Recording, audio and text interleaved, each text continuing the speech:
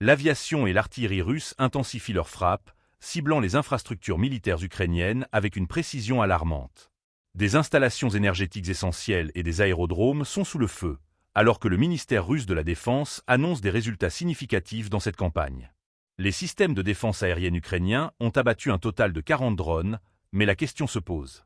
Ces frappes, menées par l'aviation opérationnelle tactique et les forces de missiles, visent non seulement les aérodromes, mais également les infrastructures vitales du complexe militaro-industriel ukrainien.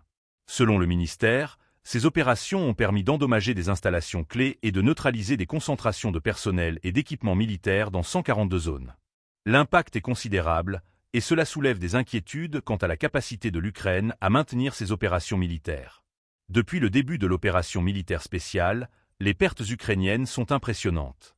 Le ministère de la Défense russe annonce la destruction de 649 avions, 283 hélicoptères et plus de 37 000 drones.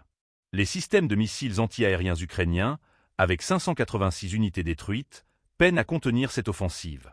De plus, 19 600 chars et autres véhicules blindés ont été éliminés, laissant des traces indélébiles sur le champ de bataille.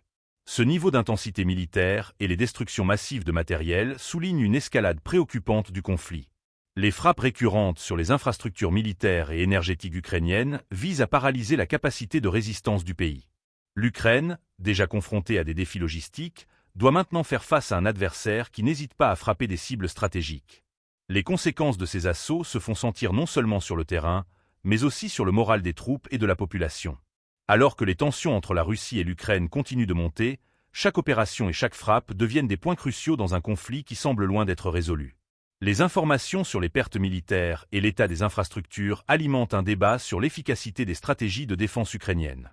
La situation reste fluide, et l'avenir de cette guerre dépendra des capacités de l'Ukraine à s'adapter et à résister face à cette pression croissante.